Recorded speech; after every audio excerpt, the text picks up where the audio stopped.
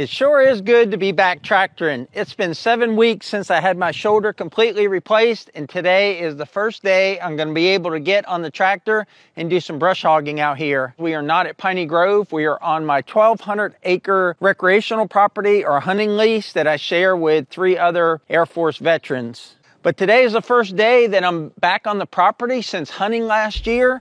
My friends have done a fabulous job keeping my areas mowed down, but they are doing mainly the plots and the roads. So what I need to work on today is the rough cut areas and just general cleaning up so that I have good shooting lanes. It's been a year since I've made the drive out here to this property, and this property is about 2 hours from Piney Grove. And I was just astonished at how much land clearing and how many places that were wild are now 5 and 10 and 20 acre parcels. There might be just a pole barn with some equipment. You know, there's a lot of stick-built houses as well. And sometimes in life you make decisions, like Deb and I buying Piney Grove 5 years ago, and you think about the lifestyle that you want, the country homestead lifestyle. You know, sometimes you question some of the major decisions you make in life. And as we build out Piney Grove and do all the things we're doing out there, it's not cheap and it's not trivial. It takes a lot of effort to do what we're doing and a lot of resources. And you wonder, you know, if you're doing the right thing. I don't know, maybe it's called fear of missing out or misery loves company or herd mentality, but just driving here and seeing that so many other people are chasing that country homestead dream and carving out their little piece of America just kind of reinforces that we're doing the right thing at Piney Grove. And, you know, doing the right thing from the lifestyle, but also as you're spending money and time developing an area like Piney Grove, you want to make sure that after you've done all that, that at the end of it, it's worth at least as much as you put into it. We've been on this property 15 years. After 15 years of making that 1 hour drive from our house here, and everything was just wild and green and covered in trees and brush and just kind of, I guess, prime animal habitat or just as nature intended. And now seeing it, you know, largely built out, it just makes me think that, you know, what's the future going to look like? And I don't say that from a lack of progress or, you know, control what people do with their land. I think you buy land, you do what you want with it, and, you know, try to be good stewards of the land. But it just has me wondering, you know, how will the new generation grow up? I grew up on a 200 acre farm in Virginia, and at least 100 acres of that is small plots, you know, 5 acre plots with nice houses on it now, many years later. We just moved my parents from Virginia to Florida, and going back there, and a lot of it is rural, but a lot of it is grown up. But it just has me thinking, you know, my son grew up out here hunting and doing tractor work and things like that. And now he's in Philadelphia, first job out of college, and he doesn't have access to this. And a lot of this stuff is getting harder and harder to come by. I've questioned many times, should I be spending, you know, Piney Grove's treasure to be a part of this, you know, 1,200 acres, 2 square miles. And I haven't been out here in a while. I'm going to rethink that as far as, I think I need this. I need this place where I can get away. You can't hear a car here. There's roads, but they're a couple miles away. You can't hear a car here. You don't hear neighbors' dogs barking. You just hear nature. You hear wind. You hear mosquitoes. You see deer, raccoons, bobcats, things like that. And, you know, it costs a little bit. Between the 3 of us, we spend about $1,200 a year just to have access to this land. And, you know, we have a 5 acre pond that we can do things in as well. And as the hunting and just being out here, maybe riding UTVs, or we have a shooting range. That's probably well worth the $100 a month it takes to stay on this property. Speaking of mosquitoes, the mosquitoes are big here.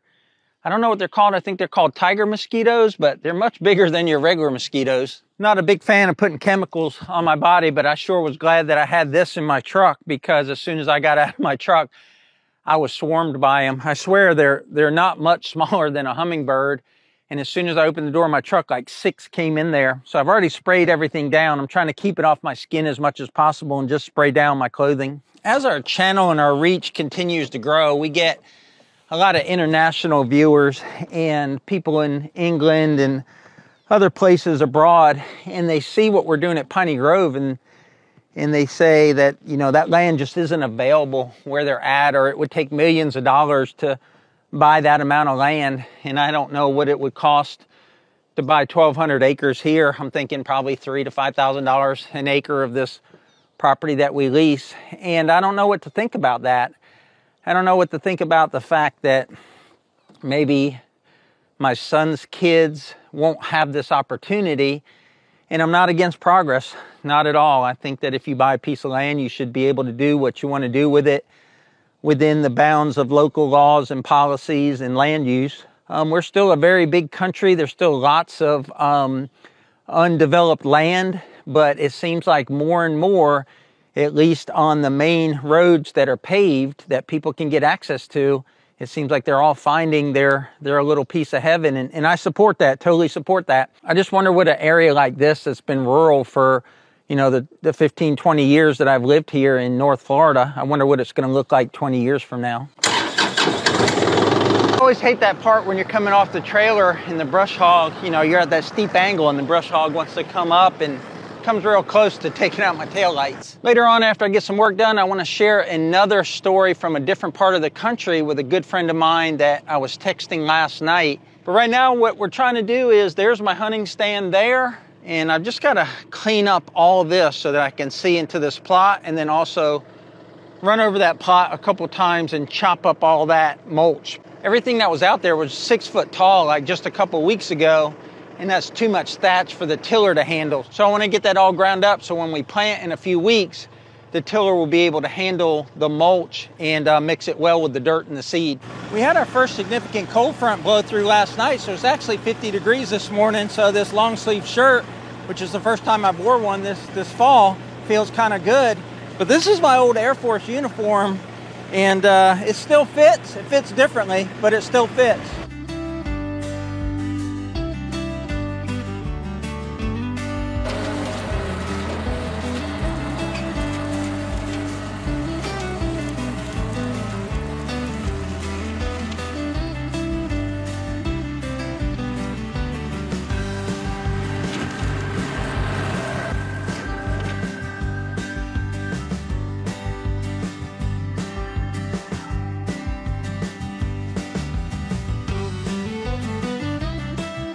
I took the loader off when I picked up the tractor at Piney Grove yesterday, and I can feel a difference in traction when I'm pushing back with the brush hog.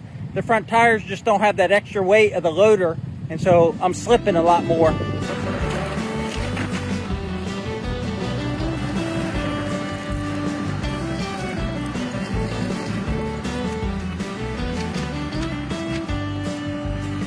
It's funny, I texted the guys last night because they've been helping me.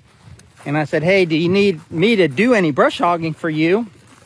And no one answered me. So last night I checked my email, and my one friend said, I'm going to do your plots today, because he knew that I had my shoulder surgery.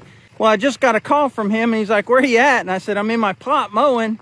And he said, oh, I'm down at your other plot, which is about half a mile away. He goes, I'm mowing there. So we got our wires crossed, so both Kubotas are out here. That's my older L3800 that we bought together, and I sold it to him, and then I have the L3901. So we're gonna have both Kubotas here on the property. But let me show you what I got done. But I went around all the edges there, especially around the oaks. And just to give you an idea, this oak right here, see how tall it is? Well, there's my truck height. See how tall this oak is? That oak I mowed around right there, and it was no taller than me, 5 or 6 feet tall. And it was an oak tree that had been knocked over by a bulldozer, and part of it started growing vertical because it was laying horizontal. That's how long we've been on this property. But getting back, I went through all there, and these are planted pines. So there's about 7 feet of distance in between the pine rows. And if you don't drop your deer directly in the plot, if you don't do, say, a high shoulder shot, they'll run a little bit and go back there. So I try to clear out a few lanes so that when I'm hunting or after I've made a shot, I can go back there in the thick and find them. And I do that to make it easier on myself. And what they do is they tend to use the places that you brush hog. And most of the deer that I've taken out of this plot, that I've harvested from this plot, have gone down one of those lanes, and then you find them at the end of the lane, and it's an easier drag out. Like you can see back there, a good ways, a good 100 yards or better now because I cleared it out. These pine trees behind me were planted since we did this plot. So these pine trees have all grown since we've been on the property. And I used to keep miles of trails cleared out. Now we just focus on the plot area and don't have all these trails going around the property that nobody was doing anything with. I'm going to show you a little bit of extreme brush hogging here. And this is some tall brush. Now all the brush I've been cutting around is only a year old. I cleared all this last year, so that's how much it grows here in Florida in just 1 year. But this is some taller brush. I just want to capture some footage of this brush hog destroying that. I don't know about you, but I just love doing that.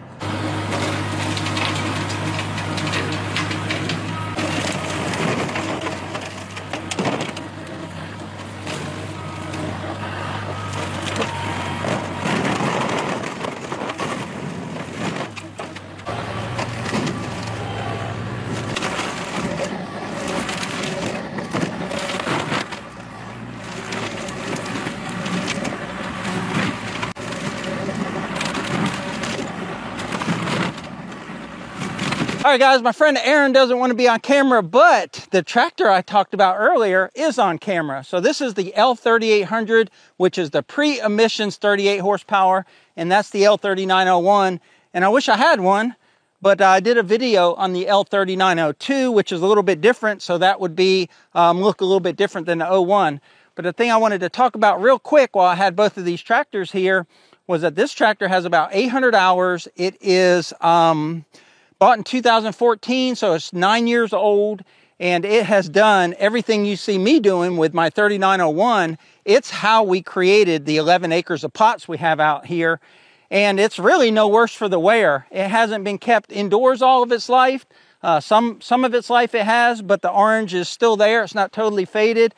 And Aaron recently had to have a new radiator put in it, and other than that, for 800 hours of, I would say, extreme use, this tractor has been a workhorse for us out here on the property, and also what Aaron does on his home property, and just had no issues with it. It's never really been back to the dealer for anything other than that radiator and a little bit for service. But he's gonna go help me do one of my other plots because I got a lot of roads to do.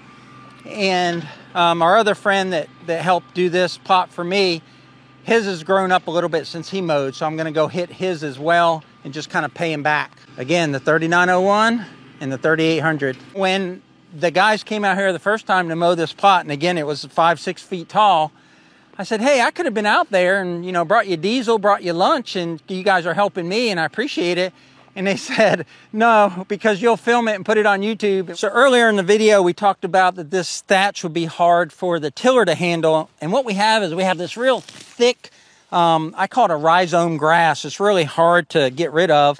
And then where they had mowed, we have all this thatch. And this thatch is starting to break down, but this still will bind up a tiller. So I'm just going to mow this as close as I can with the brush hog. My blades are pretty sharp. Well, I don't know if they're sharp anymore after hitting some of those trees. But just brush hog this really, really low and then give it a week or so and then come and spray it. But that should grind up the thatch that's here and also cut off this new greenery and let that start breaking down as well.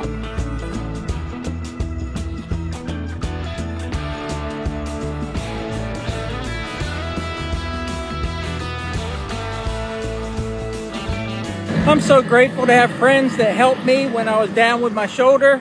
But if we're being honest, I kind of wish it was a little bit taller so I could chew up some more grass. But I'm getting it all cut down and mulched up like I wanted, and it'll make it easier to plant. Getting back to my story about land access, my good friend that I was stationed with in New Mexico was texting me last night, and he said the same thing is happening out there. In fact, he said he hasn't hunted in over a dozen years because all the land that we used to camp and hunt and hike on has all been bought up and turned into private ranches or hunting estates. I told him that sounds like that TV show Yellowstone where Kevin Costner is trying to hold on to his land and keep it natural and pristine as God intended. But you really can't stop progress. Leave a comment down below. Tell me how you feel about all of this. I've been going at it a few hours and it's time to take a break, kind of check over the tractor. I've been going into some pretty thick stuff. I just want to make sure the tractor's good, the brush hog's good, and also clean off the screen. I'll show you how much is on the front of the tractor just from going through high grass and high weeds. I already brushed that off, but you can see the front of the tractor is just covered with these weed seeds. I haven't popped the hood yet. I'm gonna blow this off first.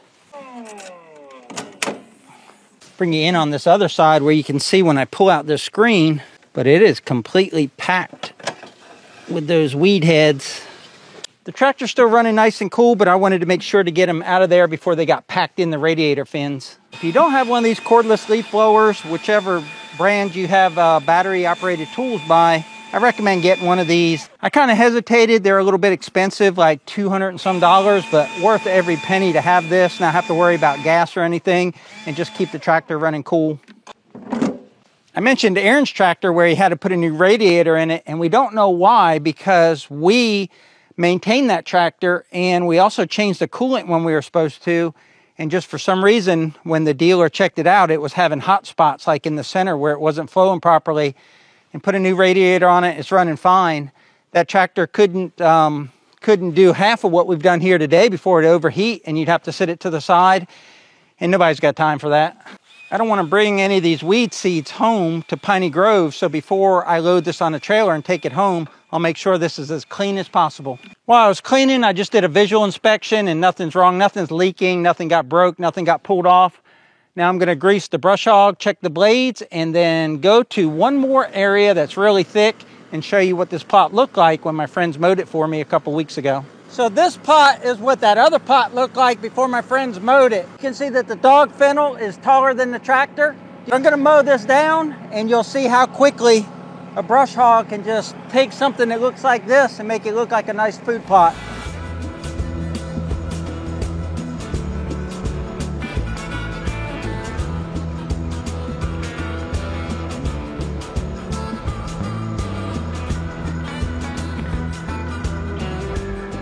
It's so funny how nature can quickly reclaim what was hers to begin with. This was what's called a loading deck, and all these pine trees around here are grown for pulpwood, and when the loggers cut the trees, they drag them to a central area to load the logging truck. So that's what this was, and we turned it into a food plot, and it's just one that the guys forgot. But you can see how tall this stuff is, and this brush hog just chews it right up. One thing the brush hog doesn't chew up is the mosquitoes. They're using these dog fennel for shade because mosquitoes don't like the sun. And when you take away the shade, it's just clouds of mosquitoes all over the place.